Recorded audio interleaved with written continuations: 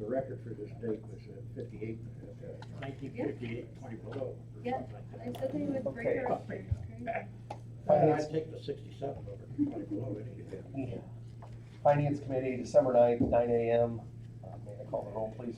Alt, Bowers. Yes. Curtis. Yes. Hughes. Yes. Young. Yes. McTaggart. Yes. Call the meeting to order. Do we have a motion to approve the agenda?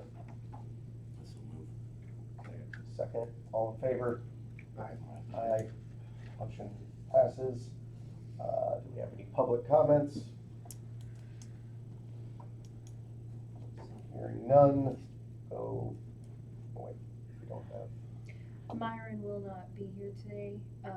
He has another appointment, but we have Susie here. yes, With Homestar. you're not on the schedule, but we'll put you on. Oh, I think everybody, Yeah. all right, well, I'm glad to be here. Just a quick update, everything went well with the changeover from Health Alliance to Blue Cross Blue Shield. Most employees did receive their cards by 12/1. People who didn't, we were able to email temporary ID cards to them, but they all should have them now. Everything renewed with Delta, IMED, Kansas City Life, and we have the Medicare Advantage renewal happening. That's set for 1/1 of 2022 for the retirees on the Medicare Advantage through Health Alliance. And then I will be sending a flyer to Amanda to send out to the employees regarding pharmacies. CVS is not a preferred pharmacy. Walmart is, but so is the Iroquois Memorial Hospital Pharmacy. It's new. That is a preferred pharmacy, and then there's the mail order. So I'm gonna get a flyer out to Amanda to send to all the employees and their payroll. And then once we do, CVS says they're gonna be coming in the network. Once they are, I'll update that again, but there should be no problem. I know people have made the transition from CVS to IMH and it's been seamless, is what I've been told. So it should not be an issue whatsoever. very good, thank you. Awesome, have a good day, guys, and have a good Christmas, because I You won't too. see you guys before. Thank you. Okay, department head reports. Clint, you wanna go? Sure. We had the physical agility test for the new deputy list on November 6th. We had 8 of the 11 applicants show up. 1 applicant did not meet the requirements of the physical agility test. So 7 applicants proceeded to the written test that was held on 11/13 in this room, of which only 4 passed. I was hopeful for a little bit more, but sometimes those tests are a little bit more involved. They only have about 60 seconds to complete every question on that test, so it is kind of difficult. So those 4 candidates will be going on the list for the Sheriff's Department to hire for new deputies going into 2022. We did hire Wyatt Alt as a lateral transfer. Deputy Alt had previously worked as the Milford Police Chief. After starting with them on 8/8 of 19, he will be in field training for the next 8 weeks. Jail overtime for it says October, should be November, is 282.75, and the part-time jail hours for October, that should be November, is 23. In the jail, we had 9 doctor, hospital, or ER visits this month, 2 mental health visits, 3 lab visits by IMH, 9 nurse visits through IMH, and 4 public health visits. The associated costs for the new wall for the interview room at the jail, that was paid for in budget, but it will possibly be an item for the ARPA funds. We did have an officer-involved shooting on December 3rd in rural Danforth involving 2 of our deputies. They are currently on administrative leave with pay until the completion of the investigation by the Illinois State Police per policy. The subject was taken to the hospital, has been charged, arrested, and has posted the required bond. The Gilman contract was started on 12/1. Due to the officer-involved shooting, we may need to place on hold or provide less coverage than the 40 hours for Gilman. I have spoken with the Gilman mayor, and he's okay with placing a pause on that. We will provide them with a deputy on Fridays, though, for sure, to make sure they have the coverage on Fridays. So, How long does that investigation, do you think, typically take? the one attorney said it could be 30 days, it could be up to 3 months. So I'm talking with the state's attorney and other counties to see if we can get that a little bit quicker as far as them cleared. Their mental health status is of my utmost concern, so I have reached out to mental health and Chad McGinnis for a chaplain. They are available for any services that would be requested by the deputies. And that's also opened up to other officers in the department, because it doesn't just affect those two officers, it affects other officers that were on scene. So hopefully we can get them back to good and back soon. So Is he gonna make it? Shot 3 times, I heard. he's out of the hospital, has posted required bond, and he's up and moving, so he's out and about. Okay. Okay, Questions? All right, thank you. thank you. Bree? Just a couple of things that I mentioned at tax, with the election omnibus bill that was passed this summer, and then, a follow-up trailer bill, later. There are required mailings that have to go out for informing registered voters of their ability to get on a permanent vote by mail list. Those are going to be going out before the primary election. And then we also have to do another mailing before the general election, notifying any person that did not sign up for the permanent vote by mail list that they have the ability to sign up for the vote by mail list. So I want to get that word out there that people are going to be getting these letters from my office strictly because of a law that was passed. But it's going to cause a lot of confusion for people, and it's going to cause a lot of probably angry voters in Iroquois County because of the vote by mail questions that people have. So if you talk to anyone, mention, hey, if you get a letter from the clerk's office, it was a law that was passed, and they don't have to sign up for the vote by mail list, but they will be reminded that they can. So there's also a change to statement of economic interest forms. So when the yellow sheets go out next year, this takes effect in 2022. The questions have changed. I know that a lot of people just get used to writing none on all of their lines, but they are going to want to read the questions because some of them may have changed. One of the questions in particular is regarding if you have a spouse that serves on another board and that sort of thing. So it is something that I want to draw attention to that as well. And then I wanted to keep you guys posted. I did submit to ARPA grant applications to Jill for the ARPA funding, one for 10 years of records to be digitized and put online, which if any of you recall a special meeting last November to try and get grant funding for it, and we would have been denied that grant funding, so I am submitting for that project, and then also election equipment. So that's all I have. Thanks. Joe? Anything exciting? Kurt? Last month we did our final tax distribution, so right now since the county, we've got a little bit of extra money. I'm trying to find some places to invest it that actually pay some decent interest, and not finding anything right now. So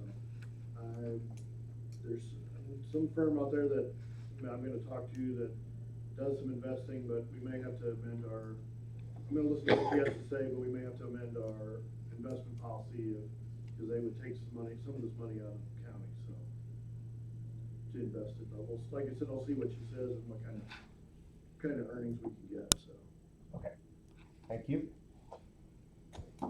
Eric?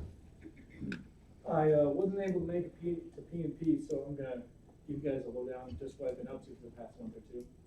A lot of my time has been working on planning and then hosting a tabletop exercise for a hazardous material incident. We pretend that there was a rupture and then a gasoline fire at the bulk tank farm out on Illinois 49. So we conducted that exercise on December 6th, earlier this week. I had multiple fire departments, multiple healthcare agencies, and of course, Growmark themselves there. It was a pretty good exercise. We did accomplish all the objectives that we wanted to get tested. And we got some good questions on how to move forward with continuing with those types of scenarios. So I was pretty happy with that. I hosted Hazardous Material Awareness class on the 13th of November. It's a class taught by the Illinois Fire Service Institute, and it's a requirement for a lot of volunteer fire departments for all the members to have this class, so got that hosted. Let's see. Last Thursday, I went to a regional meeting for Illinois Emergency Management Agency. I'm required to go to those meetings. It was in Bloomington. And we had a couple trainings there while we were there. A couple months ago, I applied for a grant with the Illinois Emergency Management Agency for a hazard mitigation grant to help finish running that plan. I received some correspondence back finally. Iroquois County has been one of the counties that's been selected to move forward in the process. They're going to want more application information from us, and I expect to receive an email from them specifically on December 23rd. We are one of 17 counties that are moving forward with that application process, so hopefully more to come in January. Moving forward, I have a new training exercise plan and ILCAT, or Capability Assessment Viral tool, that's due to the state by the 15th of January. Bit of a shorter timeline than I'm usually given to get those things done. So, the state said they need it, so I have to get those two things done. They're two large planning documents. And looking to host a number of new trainings, including an aircraft crash training for emergency responders, possibly active shooter trainings, and I'm going to look into trying to get some cyber attack trainings hosted. So that's what you may have been up to. All right, thank you. John, do you have anything else, sir? Yeah, I've got a couple things. First, I want to remind everybody about the holiday party that'll be next Tuesday right after the board meeting, about 11:30 in the morning over at the table. Hope to see everybody there. You need to contact Sarah in the county clerk's office so that they have a pretty good idea who's going to be coming and so forth, but this is not only county board members, but department heads like to have people attend the meeting or attend the party. Excuse me. The other thing that I wanted to say, a couple things. One is I've gotten a letter from a gentleman out in Colorado that works for the United States Post Office, and it has to do with the post office in Claytonville. I'm planning to contact him, or try to contact him this afternoon and get more information about it, but I kind of think that what they're wanting to do is to close that post office down. And probably this is a precursor to some other small towns in the county, not just this county, but everywhere where the post office is finding places that maybe are financially not as viable as they would like them to be. So in the case of Claytonville, it's an unincorporated town. There are no elected officials there. That's why they selected me. So if I get more information on that, I'll certainly bring it to the attention of everybody. And the other thing I wanted to mention is that it's also my intention to present at the board meeting on Tuesday a new list of committee assignments. And part and parcel of that will be combining the IT committee with the finance committee. So going forward, that would be beginning in January, that this committee here would also incorporate the duties and responsibilities of the IT committee. So, get more information about that on Tuesday, but I'm also be reducing the size of some of the other committees in anticipation of the change that'll be made a year from now. I think it's a good idea for us to kind of ease into that and get acquainted with what it'll be like to have some smaller committees. If there's any problems or issues with that, we can make the adjustments accordingly. So that's my Very good. for today. Jill? Well, we are starting on the audit process. We do have auditors coming on site next week. to do some preliminary work. With that in mind, you have a draft balance sheet in front of you. There are 2 lines that are showing a credit balance, which is needing to be, or I'm asking for a transfer of funds to get those out of the credit balance line. The county capital improvement fund and the joint dispatch fund are both showing credit balances, which that means that they're showing negative balances. And what I'd like to do is transfer from the general fund line to put those back into balance.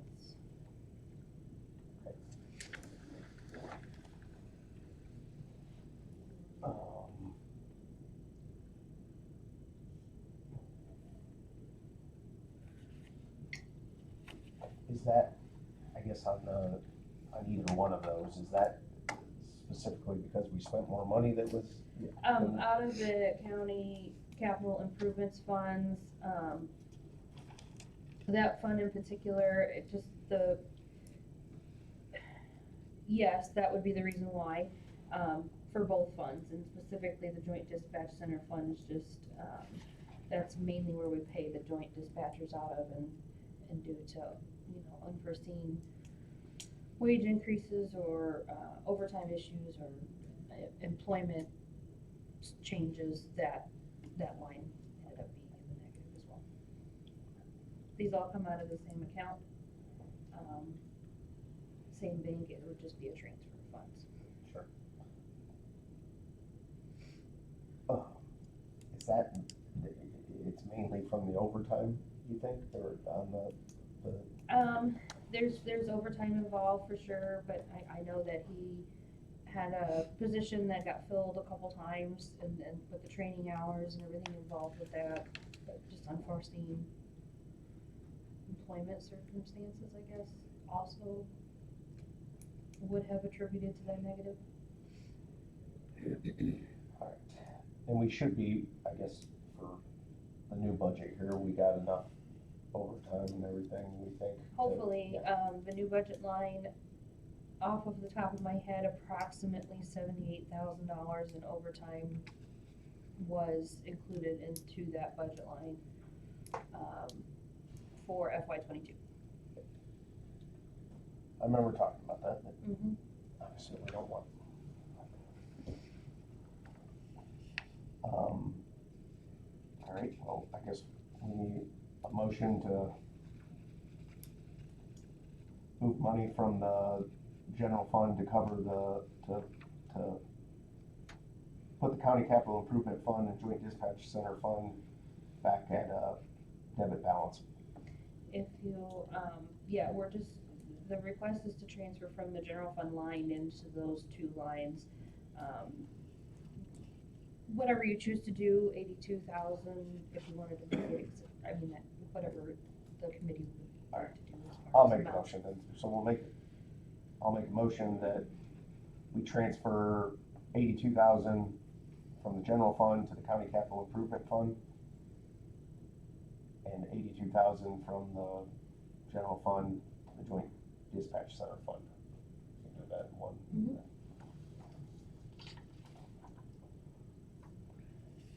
We have a second. Steve. And probably need to take the roll. Alt. Yes. Bowers. Yes. Curtis. Yes. Hughes. Yes. Young. Yes. McTaggart. Yes. Motion carries. Anything else? Nope, I do. Okay.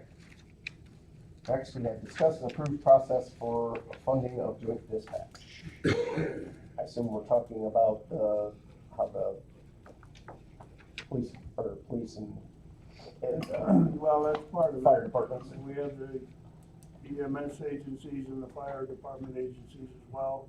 And as I indicated before, this year we decided to go ahead with the same process that we've used in the past, but at the same time, we included in the letter that was sent to all agencies that we're revising that process. I've made a little bit of progress on it, nothing to bring before the committee as far as final approval goes, but if we're wanting to continue to charge the agencies with the idea of giving them a sense of participation in the process, then it looks like for the ambulances and the fire departments, it may be something that we can do like on a calls for service basis, and that might be a pretty equitable way of arranging it. The problem is with the police departments, and there's two things there that we have to overcome. One is if we engage in more law enforcement contracts, such as the one with Gilman, we're losing that money. We're eating it, however you want to look at it. In addition to that, if we did calls for service, it seems like, yeah, right now Milford was something that threw that thing way out of balance. And I'm not so sure that we fully understand what all those calls represent, or whether they're legitimately ones that should be charged, but they are calls for service that are attributed to that agency. So that's something we have to continue some more discussions. I'll be working some more with Eric Raymond about that, and certainly welcome input from anybody that has any ideas or suggestions as to how we might be able to overcome that obstacle. But like I said, if we engage in more law enforcement contracts where we're gonna eat that part of it, then we're gonna have to fund that money from some other source. That's kind of where things stand at the moment with that. Okay.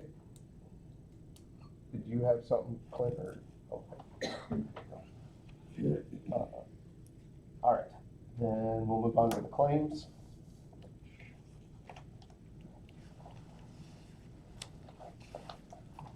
I'm on the phone.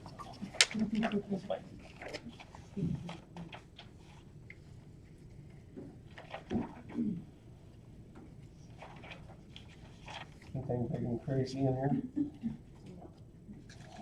Just one of the payments to the courthouse, phone updates was probably one of the biggest payments on it. It was a little over yeah, 6,245. Everything else is pretty standard.